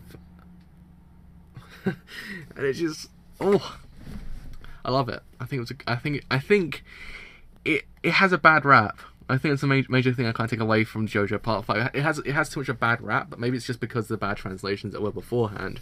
But it generally does have everything that makes JoJo pretty freaking great beforehand. I don't understand why everyone kind of didn't really like it too much. I mean, it has great character development. Every single character grows in you as time goes on. It has those poignant moments, and it all really worked. And even the bad guy, granted, I don't know. I think I like Diavolo's other personality more than I like actual Diavolo. I think I like Doppio a bit better. But I don't know. I don't know whether or not I kind of prefer him over Kira yet. I don't know. I have to kind of see an anime form to actually kind of figure that one out, because it's kind of one of those things. Kira's one in a million kind of bad guys that we will never see ever again. So I don't know whether or not we actually ever will trump him, but I think Diavolo kind of is great in his own right. I mean, his stand is kind of more formidable than any other thing, like any other stand user that came beforehand as a bad guy in JoJo. I mean, he's that more terrifying because King Crimson's literally invincible. Yeah, how can everyone says Giorno's boring? Giorno's fantastic. Like, he's probably the best protagonist we ever got so far. I mean, I say that about every single protagonist, but Josuke really was kind of the beginning of this, like, kind of renaissance in the protagonists within JoJo. I wouldn't say Diablo's lame. I don't know whether or not they kind of got enough time, if you get what I mean, to actually kind of really fully kind of grasp the idea. Because Kira was kind of that kind of character which was in... He was shrouded in mystery, but you really did get to know what kind of character he really was. I mean, I don't know. I think maybe Kira was better in the last section of Part 4 than I say Diavolo was. I don't know, because I think Diavolo had a better stand, while Kira was a better bad guy. if you get what I mean. Because in part 4, you've really got to understand that it was actually his world at the end. He was actually in charge of that world. Diablo really didn't kind of have that time. He didn't really kind of really ever seem like... Yeah, he's interesting. It's another major thing. You don't really disregard him completely. I think he's a more interesting bad guy. But yeah, it's just a fact that Diablo didn't have time to shine at all. Diablo just kind of... He came and went, if you get what I mean. The same thing that happened with Gold Experience's Requiem. It kind of came and went. That if it had more time to shine, I think it'd be a bit more impactful. But I don't disregard him completely. I think he's probably the second best. Maybe just scraping against Dio. I don't know, because it's just... He's interesting. He's got something. His backstory is actually interesting as well. Like, I think he's fleshed out enough to actually kind of make him a little bit more interesting than just your average bad guy in JoJo. I think he's fleshed out enough that you actually can get behind him for a bit. But Doppio on his own is actually freaking fantastic, don't get me wrong. I think... Yeah, that's the problem. I think Kira was too good. I think Kira's way too good for JoJo, that he did it too soon. Kira needed to be kind of later into the series, and it wouldn't have been so like kind of you need to find someone better than him, because Kira is too good for JoJo to actually ever find someone to top him, because he is.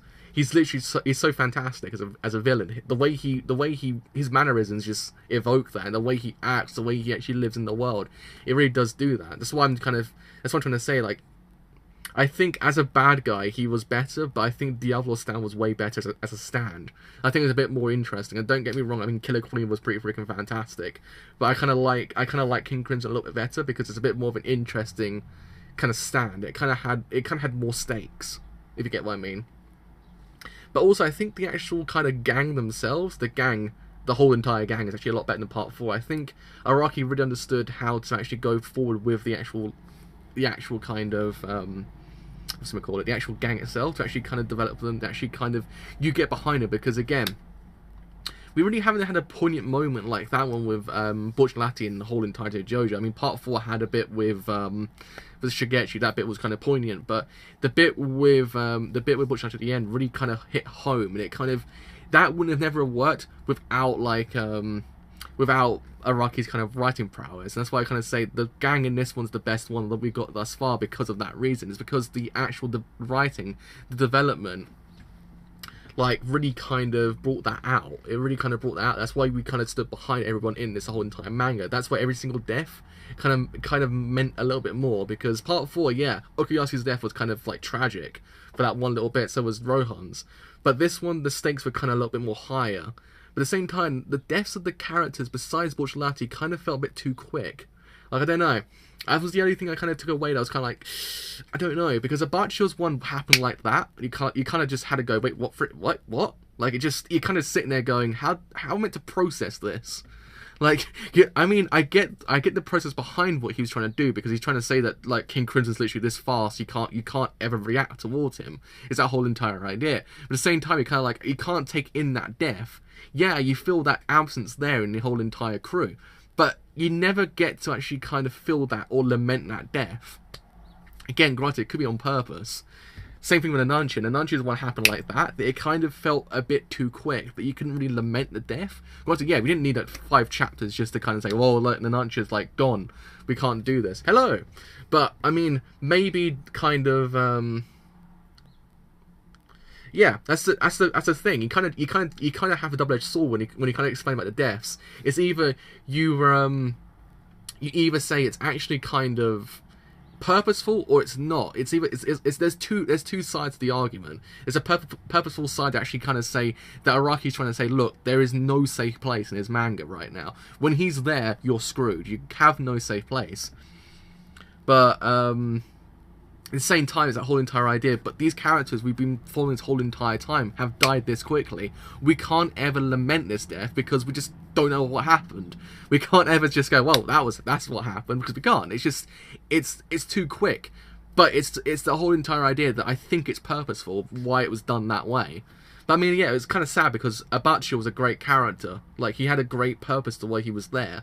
But it's kind of sad that he went out the way he did because it was way too quick.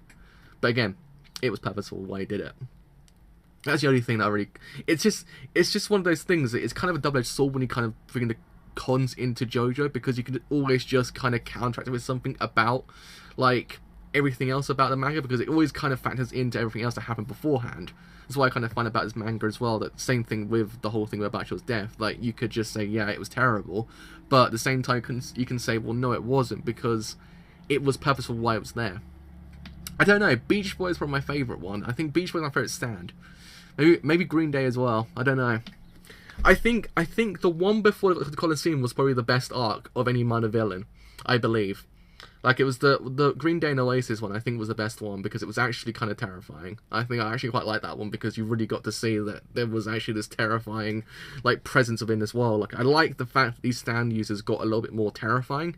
They weren't kind of cookie cutter. Like, you kind of get to the point that you kind of fear that this manga would get stale when it comes to stand users. Like, the idea that, yes, he's brought it in part 3 or 4 fresh as anything, but when part 4 comes along, you've seen it all before, what's the point? But Araki kind of understood that and kind of went, no, I won't do that, and actually kind of just did everything he could to make it feel like natural and a kind of little bit less like kind of formulaic. And the same thing applies here. Like, no stand user really ever felt the same. Like, you really got to see they actually lived and breathed in this world. You actually felt like they deserved to be there. They weren't just kind of cannon fodder. They weren't kind of what they were in part 3, which kind of was cannon fodder. They were a roadblock in part 3. They weren't so much here. They were kind of, in a way, a roadblock, but it wasn't so much that way, because they all kind of did something towards the actual whole entire, like, rest of the whole entire manga, because it developed some character in their own way.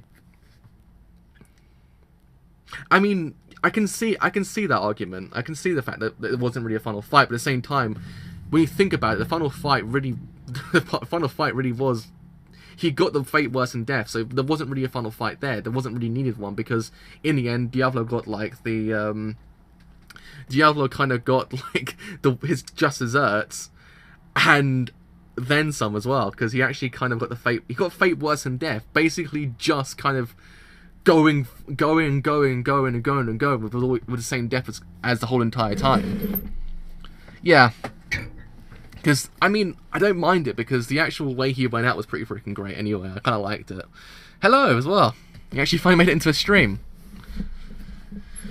Yeah, I don't know. I liked it either way. I liked how Diavolo went out, because he actually got his just dessert. He kind of, in a way, got ironic death, and actually now he exists in his plane, constantly like seeing his death over and over again, while also being immortal. It's actually kind of interesting. That's why I like it. I don't really see the criticisms, like, because it's just, there's always something you can always say about it that kind of counteracts the argument again at the same time. It's what's interesting about this manga. There's always something else you can say, well, actually, no, when you think about it this way, it's actually that. It's actually kind of interesting. That's what I like about it. Not a lot do it. Not a lot ever have that kind of counteract argument. You once you say, well, look at it this way, you won't ever see that the same way. That's what I always found about it. But I mean, yeah, I think Giorno is probably the best protagonist. I think so. I think I liked the fact he came from Dio. I liked it. I mean, if anything, it would have felt a bit stupid in the end if he were to come from Dio and he didn't really do anything besides being a kind of a conventional protagonist. But the way he developed, the way he actually came to flourish later on, it really kind of just, you really got to see how much different he was to Dio, how he wasn't that character, how he wasn't his son at all. Like, if you put them side by side, you wouldn't ever really say that that's his son, because he's so much different. He's more Jonathan than he is Dio, which technically is true, because Dio technically, Teo is the head, but Jonathan's the body.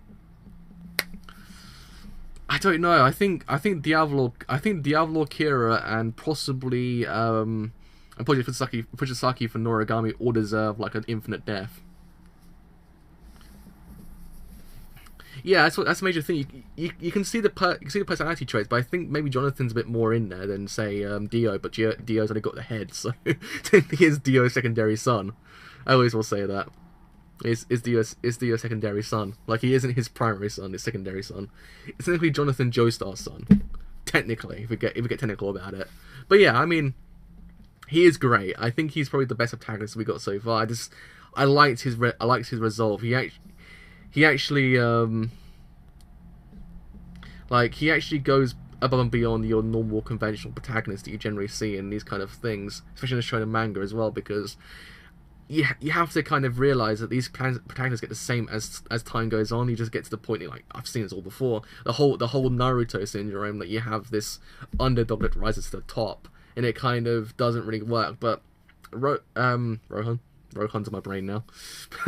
Giorno's kind of different, because he actually had a resolve from the start, and the resolve he actually had was kind of just, and he actually got there in the end.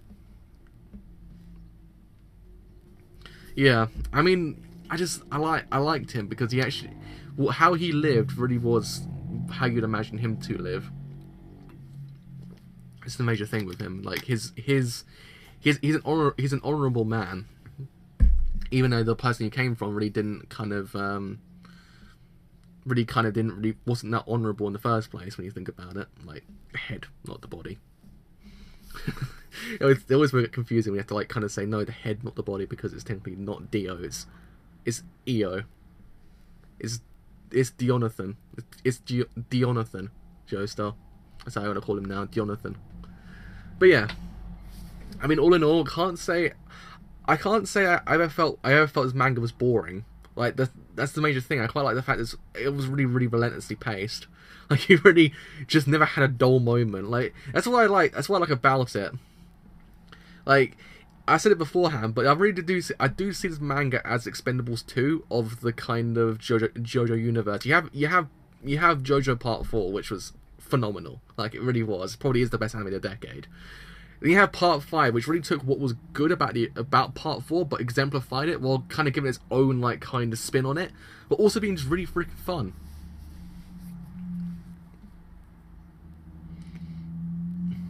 Yeah, that's true. That's what I liked about it. It's just the fact that it was so much fun to read. Like it was never a dull moment. It just that's what Expendables 2 is really as well. Same thing with Purge Anarchy as well. Like they exist in their own plane of freaking awesome, but you just kind of respect it. Is that one that I think once it gets animated, people will actually probably enjoy it more than Part 4. I think just because it has that essence of fun. That it never kind of feels as if you're kind of like wasting time. It's not really a time waster kind of manga. I don't find Sleeping Slave unnecessary, because when you factor in the meaning behind it, yeah, actually my words, it makes sense why it was there. I mean, yeah, it's an odd placement to say the least, because it's actually right at the end after you defeated the main bad guy. I mean, you could have had it beforehand, but at the same time, it didn't really feel unnecessary, because it kind of just told you about the idea of fate, and it kind of fed into the theme of fate, as Rohan said beforehand. Like it kind of feeds into this idea of fate. That's why I quite liked about it. So there's nothing really wasted. That's the major thing. I mean, nothing really kind of felt as if, well, they didn't need to be there. Could have changed that or that, anything like that. That's yeah.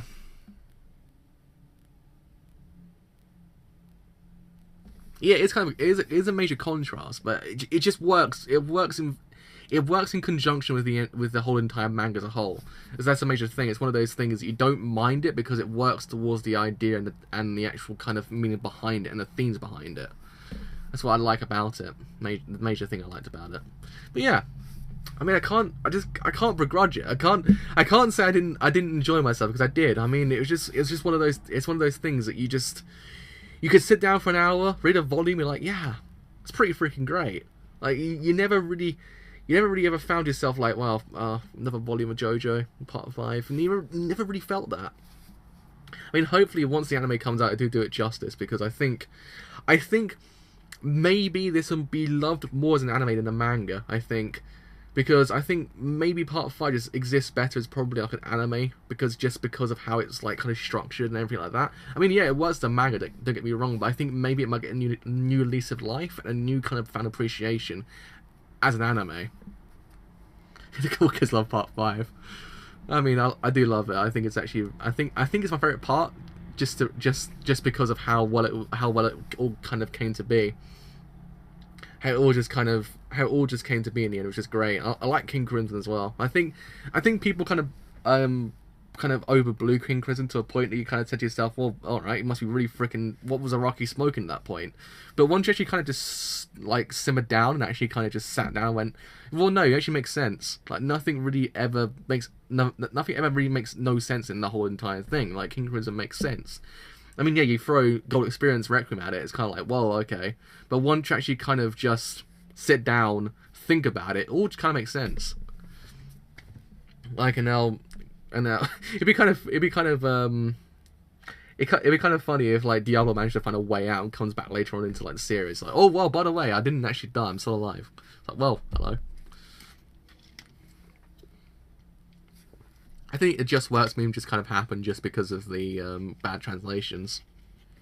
I think it's one of those things that it's the same thing happened with Predestination. People kind of watched it and went, what the freaking hell was that film?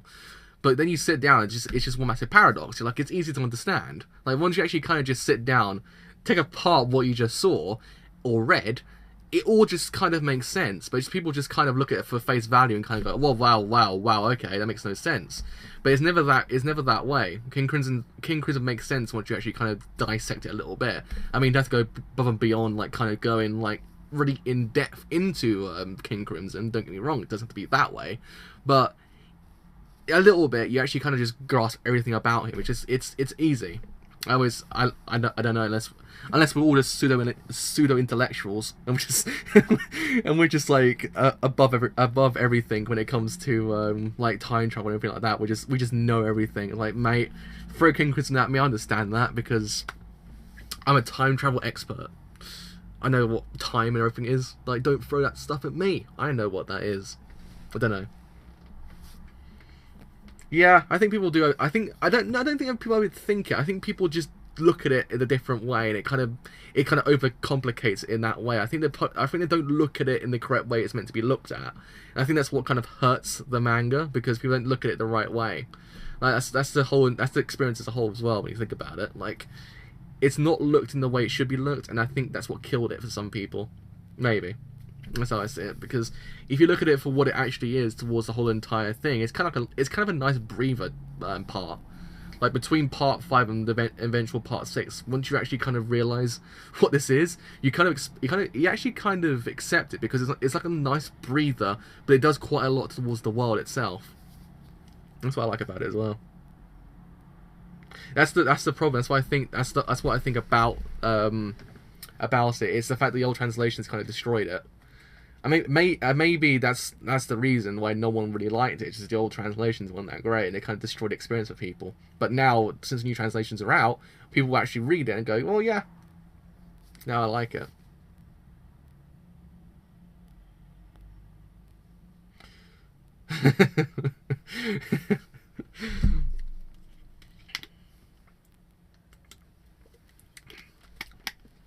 But yeah, I think it needs the right audience. Same thing that happens it applies to films as well. You get those films that people don't like. I mean, like The Shining was hated for like at least 10 to 20 years. No one liked it at all until like people realized, well, no, freaking hell, this is a perfect film. It's the same thing applies. The same thing applies with JoJo as well. Like, you get these parts that people don't like, but once you actually kind of give it a little while, you find a new appreciation for it. I think the same thing will happen here. Hopefully it does, because it actually is a fantastic manga. Like, it really is. It has everything you need in a JoJo manga, plus it then some.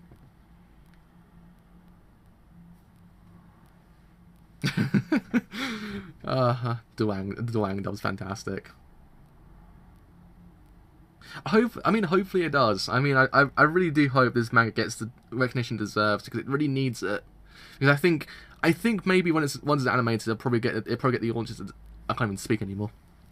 I think once it's animated, it'll get the audience it needs. But I think maybe now, if people don't get the anime just yet, I think the manga will now kind of alleviate that. Duang is readable, but it's experience. It's a JoJo experience. It gives part 4 a completely new meaning. That's what I always found about it. Like, just once you read the Duang dub, it gives like part 4 a completely different meaning. I love it for that reason only. They should, in theory, actually release a Duang dub as actually a manga series. Like, just release the volumes of part 4, but with a Duang dub. Just leave it there. Yeah, that's why people have always said it, like, the new translations are, like, light years better than what they were beforehand. Like, I can actually imagine. Like, I actually saw some of the original translations for it. I was like, wow. I mean, it's not on the levels I am the effing strong, but it's still horrendous. But man, it's nice we got this now, and it's also in color as well. Like, this is even better in color. But yeah, I mean, yeah, I think Dwang became a joke just because, for the sole reason there was just some powers you're like, wow, like I don't feel so well, I'm not feel so well, or something like that.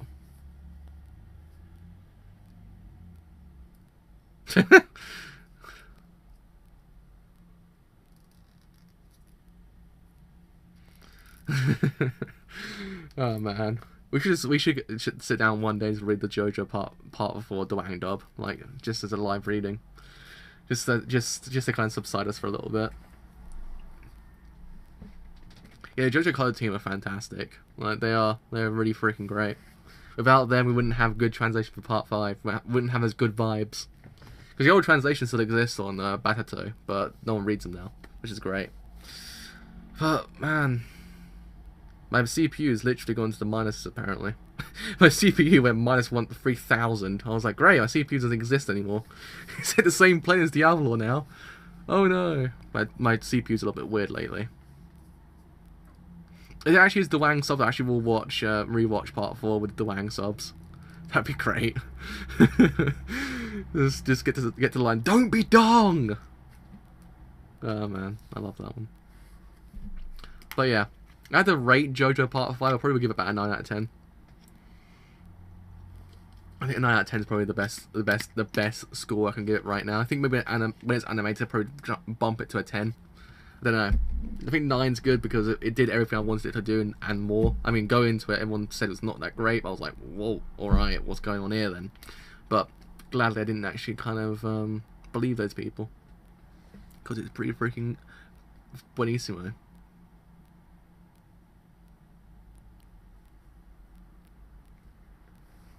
Yeah, I agree with that as well. I think there was quite a lot to enjoy in this translation, more than just any other translation. Because it had everything you needed. It had everything. It was buonissimo. But yeah, that's JoJo Part 5 done. We hit the finale. We hit the end. It's over. So yeah, hopefully everyone's enjoyed my butchering of the Italian language as time went on, because I did actually butcher like the Italian language sometimes. It was a fun time. I actually enjoyed every single second of it. I do apologize I wasn't actually fast enough at the beginning to actually read it, because I was actually like kind of I was inherently kind of taken up by university. That's why I couldn't actually really read too much of it. Yeah, I mean, it was the little things do actually make this whole entire manga even better than say anything else. But I don't know. I think once it's animated, it needs a new life somehow, and I think animated it probably get that new life, or as well maybe later on to this actual manga series it will actually get that new lease of life once people actually read it as an actual color scan. But yeah, hopefully you actually have enjoyed this whole entire stream series as a whole. 24 streams it took me. Well, yeah, 24, because it would have taken me 17 if I did it by volume, but I did it by 4 chapters beforehand, or 4 to 5, 4 to 8 sometimes. It was weird. Yeah, I think Part 5 had the best group interactions and everything like that. It really did. I think Part 4 kind of grew that whole entire idea, but I think Part 5 really kind of just cemented the idea. So yeah. So that was a long ass time. I think I started it like when was it? January, I think I started this. Been 6 months, but we got there in the end. So yes, hopefully you guys have actually enjoyed this whole entire like live reading series of me reading JoJo Part 5, because it has actually been freaking fun.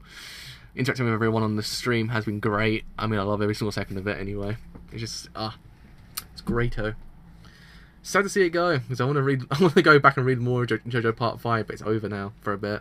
I guess until I read the light novel series, that's about Fugo. But yeah, I think it's done it for me today. I've got to go and like drink about 2 gallons of water. My throat's giving out right now.